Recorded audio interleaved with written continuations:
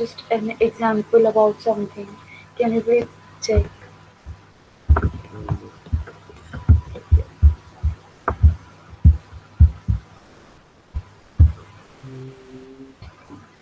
48. It is 48, right?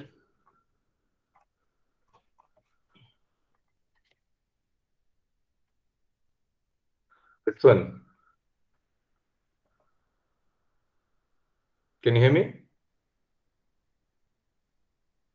Yes, sir. Yeah. I didn't So, understood that highlighted part. okay.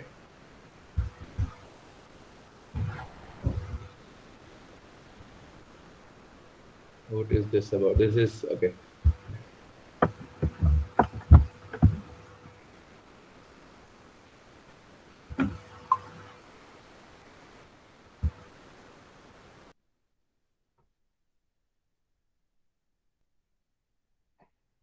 Okay. All right.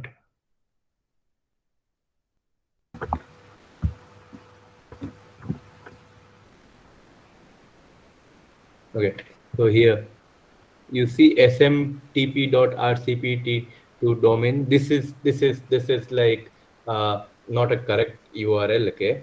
This thing hotmail.com. This one is a like it's a fake thing. Apart from that, everything else here looks fine, and only this is the part where how you can catch this thing. Okay, And so how for the real URL looks like. okay, so for that you will have to just a second. Okay, yeah, there is an explanation here for that. Okay, original email protocol like SMTP are defined assuming trustworthy participants, so no authentication added. If you see here, the authentication is added here. That's why. Oh, Okay, okay. all Okay. right, makes sense. Yes, sir. So there Understood. are various rules which has to be seen in order to know that email is fake or it's from a genuine source. Okay, we'll talk about that. So can we get started for today's session? Yes, sir. Okay. Yes, sir. And so it All right. was mentioned that Yes, we sir. shouldn't click on. Yeah, go ahead. It was mentioned that we shouldn't click on unsubscribe button we get on emails. So I have done such kind of things. So So, was those mail fake uh, or it might be genuine or it might be fake. Unsubscribe. Okay. okay? Depends. Like if it's a spam email, yeah, definitely. Like all those things can happen. Okay. Mm-hmm. So don't need to like just I mean for now just focus on this. Okay, we'll talk about email security and all. So you mostly in email security, what happens though? We are only supposed to look at things which our tool the every company, okay, every organization has a email security tool. Okay, let me be very clear. They'll all have ETP, email threat protection systems in place. It will catch 99% of the either the spam emails or the phishing emails. It will catch 99% of it. Okay, the Okay. 1% of which the 1% which it is not able to catch, the firewalls or all those the technologies which are in place, it will catch them. Okay, Okay. so what I'm saying, you just how you let's take an example, real life example. Okay, you yeah, suppose you need to know fundamentals, okay? However, it's already taken care of by something else.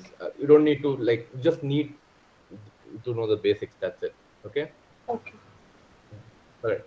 So this is a very interesting uh, diagram. Okay. Can so we were talking about the difference between network security, cyber security, and information security, right? This is it. If you see, information security will cover entire aspect of cybersecurity and network security. Network security is a subset of cybersecurity, and cybersecurity is a subset of information security. Just keep this in mind. This question will be asked. Okay.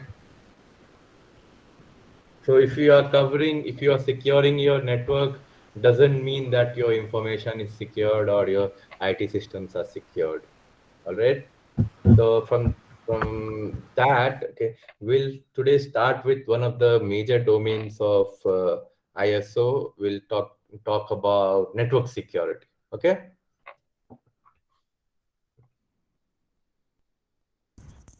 Okay, so Yeah. So this one here, okay, I could not get a symbol for cross. It should be threat into vulnerability equal to risk, not threat plus vulnerability. Okay. Sorry about this. Threat into vulnerability equal to risk. This is the definition. You know what a threat is. You know what a vulnerability is. Threat multiplied by vulnerability is risk. Yeah. Yeah. So we saw what a virus is. We saw what a malware is. Anyone knows about adware?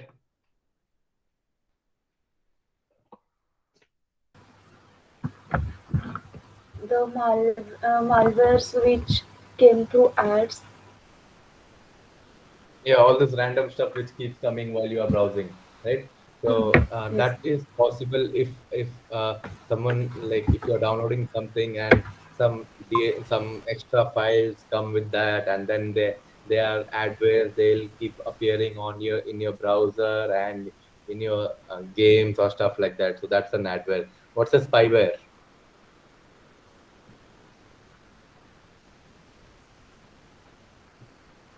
Anyone?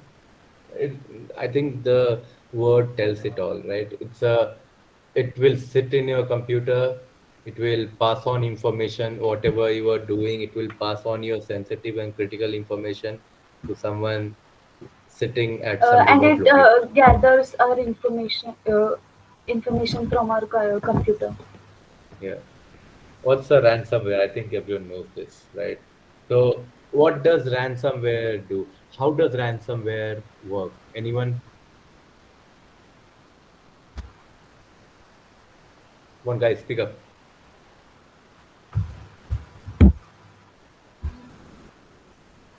No? Like, everyone is off mute. No one is on the meeting or what? They're there. It's like a malicious software uh, it to access the data. So we need to the victim has to pay a certain In, amount of money in order to get. Chintan, it's have not a you logged software. in from two devices? Sir, voice is breaking. Yeah, I know someone's voice is echoing. Not sure whose. Okay, so everyone mute yourself. Okay, I'll explain it bit. So let me try to explain this to you. Okay, ransomware. Someone will insert a malicious code into your system. What this code will do, this code will run itself and encrypt your entire files.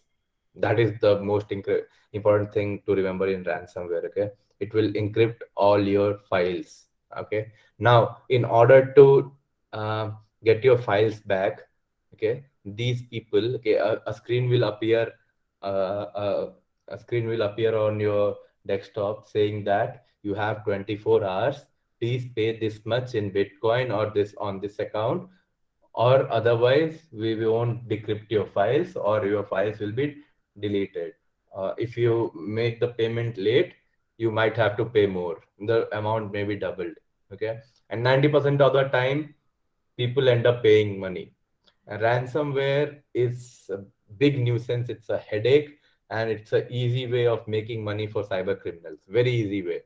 Okay, and ransomwares are available in the open web. You can find many examples and ransomwares available for download and stuff like that. Okay, it's a really easy way to make money. You can actually like encrypt someone else's computer. If they have sensitive data, they'll pay up the money, or if they have backups, they'll ask you to like go away, and then you'll have to like they can restore the backup from the last point of backup, and then they can go ahead with their usual day-to-day business, right? So that is what a ransomware is.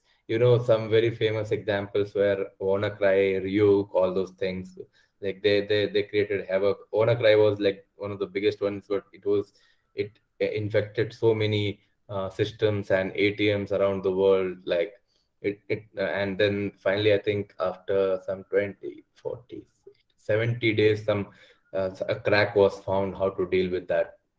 So yeah, that is ransomware.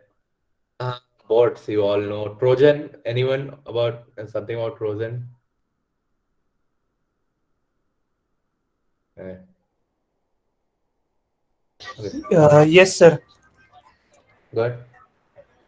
Sir, Trojan acts like a keylogger, which is injected So, into okay, our system. yeah, keylogger is a type of Trojan. Okay, Trojan Yeah. is something which is stealth. Okay, it can act as anything. Okay, it can act as a keylogger. It can act as a rootkit. It can act as a backdoor to some attack. So Trojan is just the meaning of Trojan is a stealth. It's stealth. Okay, just these Trojan. So I think you'd have heard the story of the Trojan horse, right? So in the Roman Empire or somewhere, they had sent some horse was sent which was made of gold, and in the horse there were soldiers who entered that city, and then they captured the entire city. Something like that happened. So the basic yeah the nuance here is stealth technology what this thing uses. Okay, yeah. So threat, you know what threat is? Malware is combination of malicious plus software. That is a malware. Malicious software is a malware. Okay. Um, Malware can be divided in two categories: infection method and malware actions. Okay. Infection method is virus, worms, Trojan. Okay, this is the story of the Trojan horse. Something bots, adware, spyware. Okay, ransomware, scareware, toolkits, zombies. Okay, this is old theft. I don't know, theft of information. Just like okay, this is technology with weak security. Don't need to need those new. Yeah, this is about new gen threats which are there. Like mostly it has to do with social media and all those stuff. Like with exponential increase of data, you will see so many new threats related to information which is available online. So that is talking about that. Mobile Hello, malware. sir. Yeah. Sir, in the assignment, we got a question like mention any instance where like the integrity of the company is lost. Can ransomware attack be an instance where integrity of an company Uh, is lost? I Like yeah, companies are correct. facing ransomware Yes, attack. yes. So I got So confused whether confidentiality or integrity, which will be the best example for ransomware. ransomware should be integrity. Say Okay. how? See, because they are modifying the files to make it encrypted, right? They're encrypting the That's data. modification of the file. So that should be a good question, by the way, and it should be integrity, which is breached. Okay, Okay. Okay, sir. Thank they tamper with the files. Okay. Uh, Excuse me, sir. yeah. Yeah, in ransomware, but the files are also made unavailable now. So why can't it be availability? Yes. Yeah, I didn't think about that. Yes, correct. Yeah, it can be availability as well. So integrity and availability. It Yeah, because combination. in our assignments I mentioned ransomware in availability. That's why. Okay, all right, all right. Yeah, thank you for Yeah. giving that answer. That's a good answer. Okay, okay. Someone tell me about social engineering.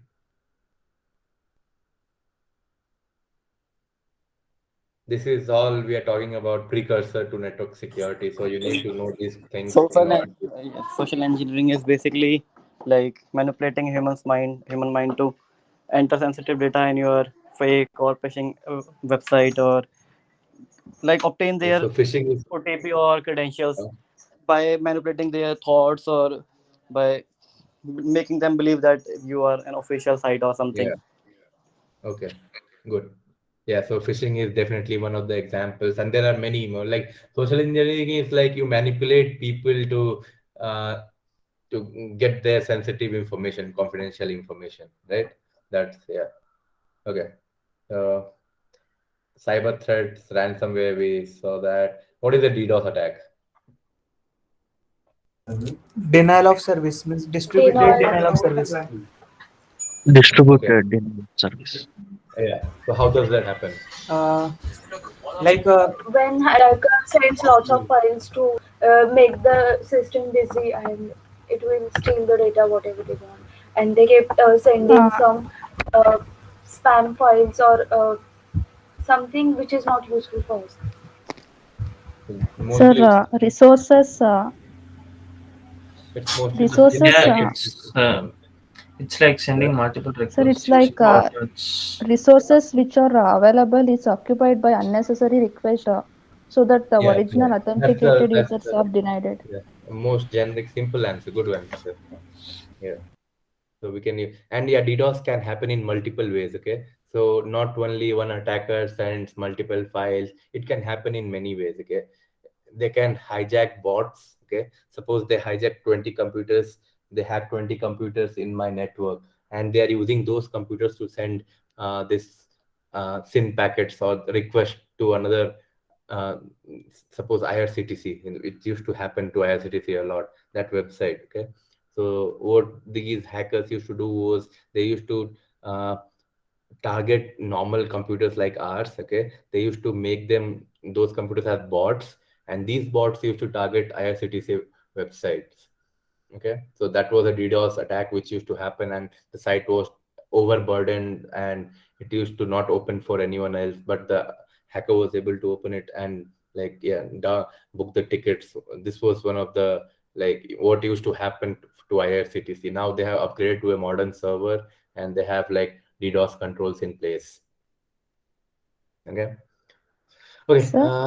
Sir, Yeah. this once Amazon was also affected by this DDoS Yes. Yeah. attack, It was, I and think, they said it was mitigated by this AWS Shield. How? yeah, AWS Shield. That's their Uh, DDoS protection for AWS. AWS Shield. Okay. that's like it is a mitigation by with the help of AWS It's Shield. not. It's All the not a DDoS attacks can mitigation. be. It's not a mitigation thing. It's a tool. Okay.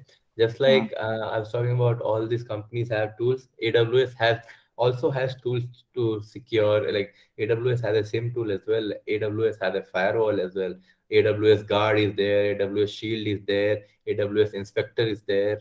So all these tools work for to secure cloud, the AWS cloud. So yeah.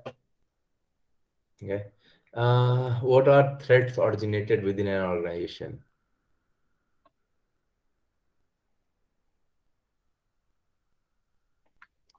No one? Okay.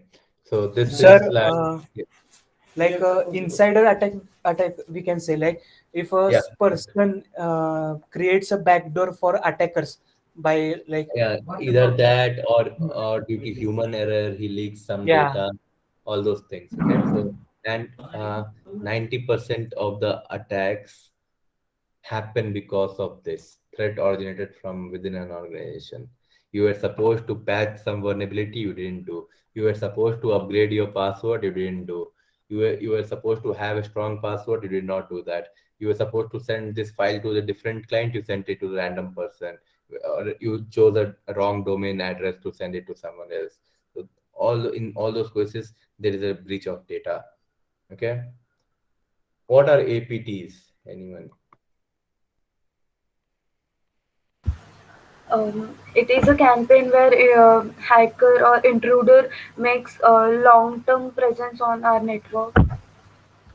Okay, so partially correct. Yeah, APTs are mostly state actors. Okay, they'll be state-sponsored group of hackers working for a state or a company to. It will be a camp. They'll be running a campaign to like for political or uh, wealth gains or anything like that. So you heard about the tampering of US elections last year, right? Russia was involved. So that was APT, which was working to like tamper with the elections. Then the solar winds attack. APT was involved. APT from China. Stuxnet. Yeah, Stuxnet. Yeah, obviously Stuxnet. Yeah, that's a very good example, Stuxnet. So people know about. I think everyone knows about Stuxnet, right? No, sir. Okay. Yes. Okay. So for people who don't know, yeah, so it was like a Stuxnet was a like no, it was not a virus, or it was a program designed by Israeli APT groups. Okay, what they did was so Iran was in process of enriching uranium to make atom bombs. Okay, so what they did was they sent they somehow found a back door. Okay, and then they installed this Stuxnet into the reactor. Okay, the programming of the reactor, and this Stuxnet, it overflooded the system, and in the end the entire thing could not happen. Like, I don't know what the exact working, how it did everything, but yeah, this Stuxnet was responsible for single-handedly responsible for stopping Iran in achieving a atom bomb.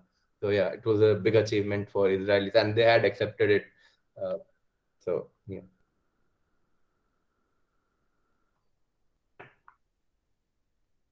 The security challenges to secure network is slow security adaptation, human error, and third-party vendor security risk. What is third-party vendor security risk?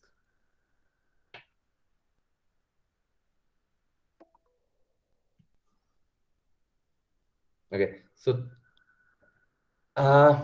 suppose HDFC Bank. Okay, HDFC. What is their service? They provide banking service, right? But they are a humongous company. So to provide these services, they need to have an IT team. They need to have cloud or data center team. They'll need to have various vendors like Microsoft. Or there'll be like thousands and thousands of vendors involved in enabling HDFC to provide the banking services to us, right? Like HDFC servers are hosted in AWS. Okay, so AWS is a critical vendor for them, right? So AWS will be holding HDFC Bank's customer data, so financial data. Okay, so in terms what happens, so HDFC is transferring some of the risks to AWS, correct? So they are trusting AWS with the data, their customers' data. Now, in order, what happens is, so that becomes a risk, right? Since if it's your thing, you'll make sure that it remains secure. But if you are giving it to someone else, you'll be constantly worried that my data is with some vendor or someone else. I don't know how they'll secure that data. So that's a security challenge, correct?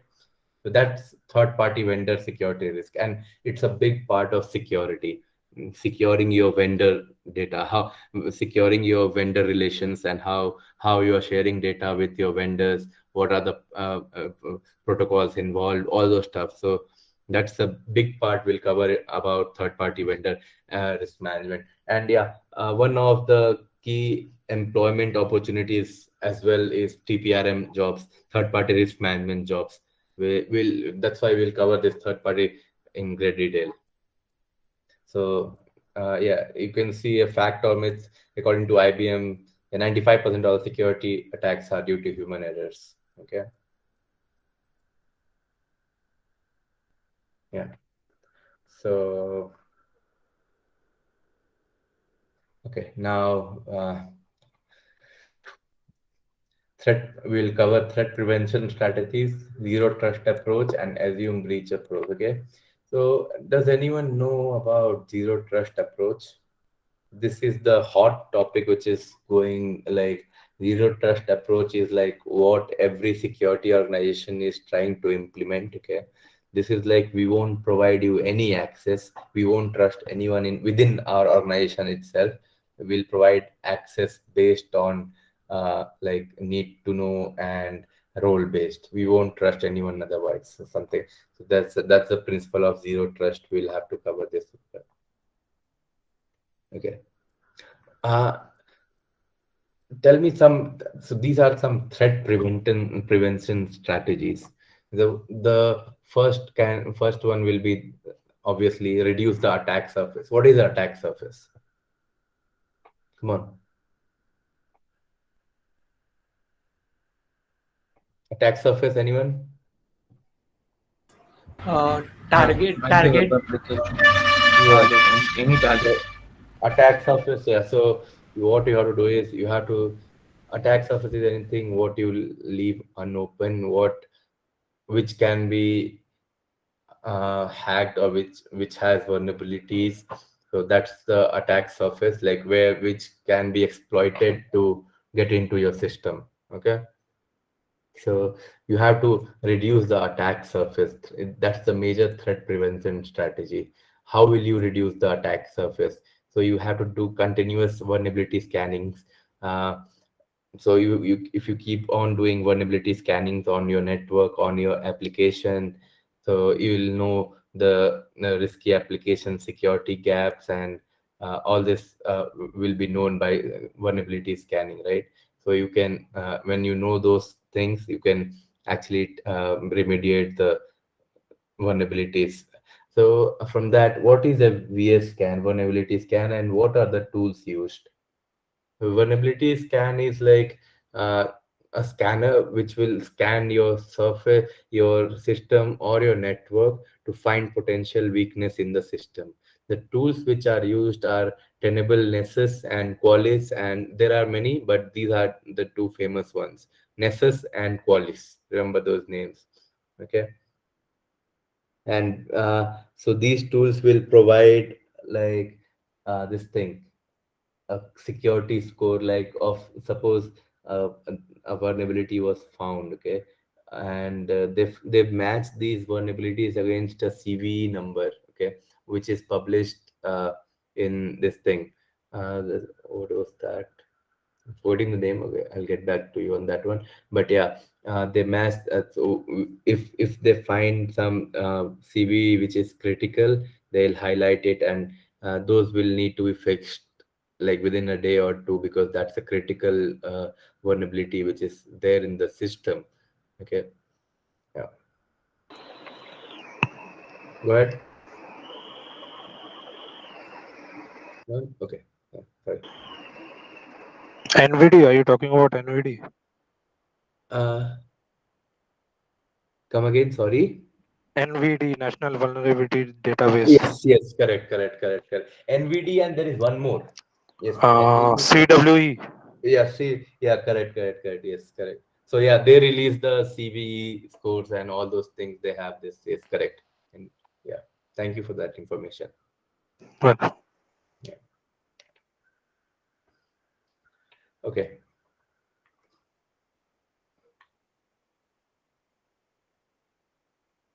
So here are some examples. It's about the WannaCry ransomware, and this SMB, the zero-day vulnerability, which was discovered in Windows Server 2016. Okay. Then all these are examples of vulnerabilities, what happened. We'll talk about okay.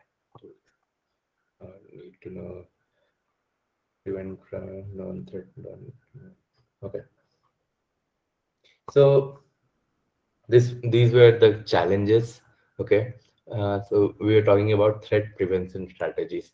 The first strategy which have come to mind, or like which should be considered, is a web application firewall. What is a WAF? WAF is like anything. It's a web application firewall. Is a firewall which has to be deployed before your web servers. Okay, it should not be deployed in your end systems. It should be deployed in your private network, your corporate network, before your servers, and after your public facing system. So you see here, you are a user. This is the internet. This is the public facing part. Okay, this is the company sensitive internal part of a company web server. This is where a web application firewall needs to come in. It will block all the malicious incoming traffic to the web server. Sir, we can say that like रास्ते पे अड़चन डालने वाला पहला बंदा होता है penetration testing के web. Yeah, correct. Also, before WAV, there are other things as well. Okay, we'll discuss about those. There is a DMZ network, demilitarization. There is all those things are there. Okay, so WAF is not the first layer of defense. Never. उससे पहले there is a DMZ which will come in play. There is like if you are using IDS, the second gen IDS will be there before a web application firewall.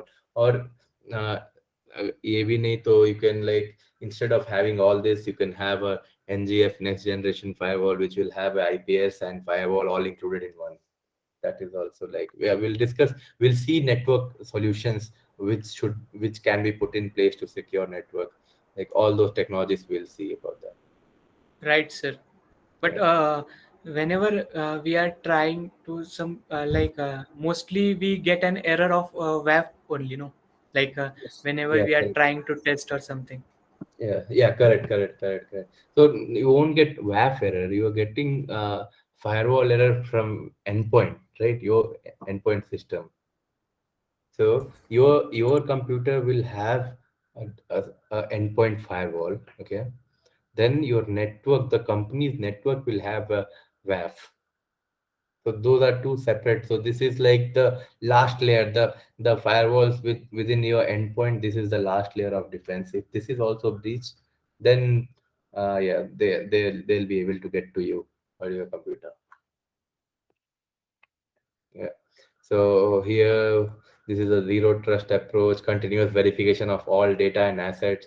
Helps to detect. Okay.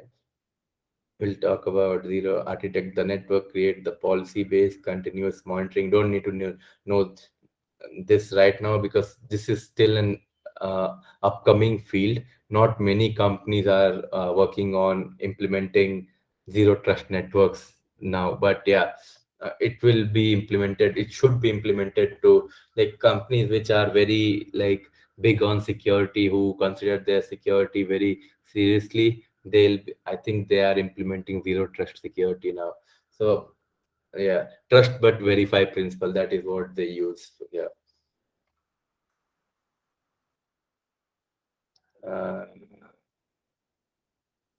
Why did this cloud security come here? We'll not be discussing cloud security today. So is it like that the slides we are discussing are more important and those we are skipping are not so important, kind of? We can say that. Okay. Okay. Yes, sir. And sir, I have a doubt regarding web attacks. I didn't understood that Yeah. kind of function. Yes.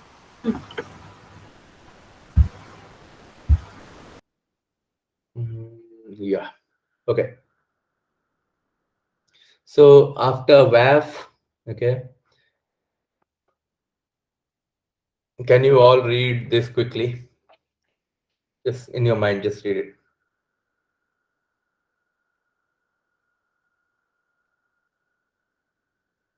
Why we needed security. This is like why the security industry evolved, okay, and what is our current approach to security. So we talk about DMZ now. What is the DMZ? It's demilitarized zone, okay.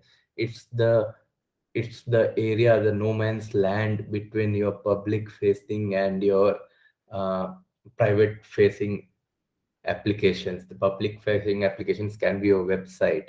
The private facing things can be your database and your servers, right? So the gap, the no man's land between those two is called a DMZ, and it is very important to have a DMZ to secure your network.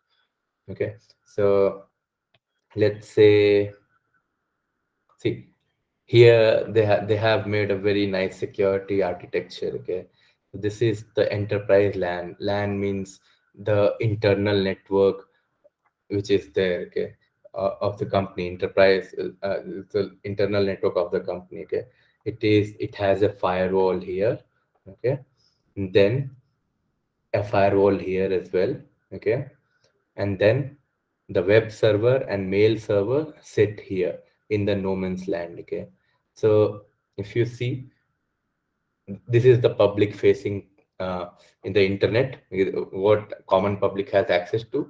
This is the company's network. Between them there are two firewalls, okay, and this area is the DMZ, okay.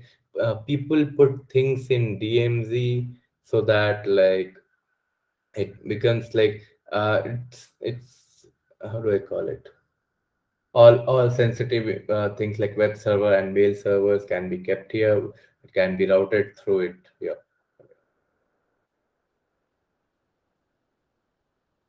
Okay. Okay. So enterprise security architecture. Okay, this is like how you design network of a company. How you design uh, a company's network to keep all the entire enterprise secure. Okay, so it's a this is what I work on currently, securing enterprise architectures.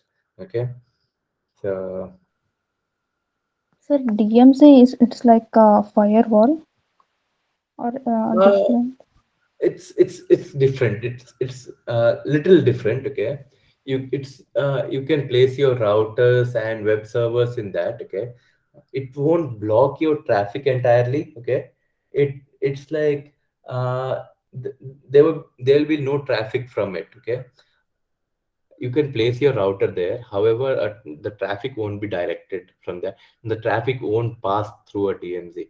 It will pass through firewalls which will block or allow them, right? But DMZ does not do anything of things. It's just like if you want to set, you can between having. Okay, let's go up. Having two firewalls, okay, you can have proxy servers here or all these things. Like if you want to like have a, suppose you don't want to expose your email, you don't want to expose your private IP address of the company, okay, then you will have a proxy server which will show a different IP to the outside world. That proxy server should be placed in the ZMD network. Okay. Okay, sir.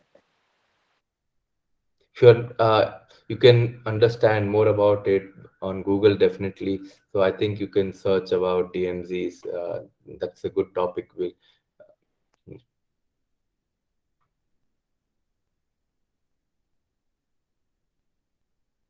Okay. So this is like a simple stack diagram. Okay. The lowest level data, obviously, application and user. Parallelly, there are protocols, and then there is the network infrastructure. Okay. So in order to secure network infrastructure, you need to secure all those things and vice versa. That is how it works. And this is implementing security. Okay. Okay. So whatever was written in these many slides has been covered here. If you see, okay. So this is how you can like segregate. You can have an approach to security here. So you have your network infrastructure, you have your policies and standards, you have your processes, you have your roles, and you secure your user, you secure your application, you secure your data. This is all like in order to achieve a wholesome secure, like in order to secure your entire company, you need to look at these many things.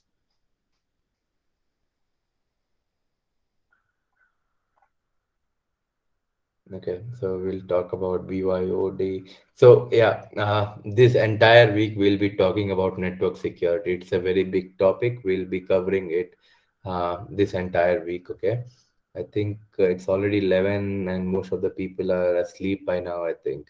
So let's end this session for today.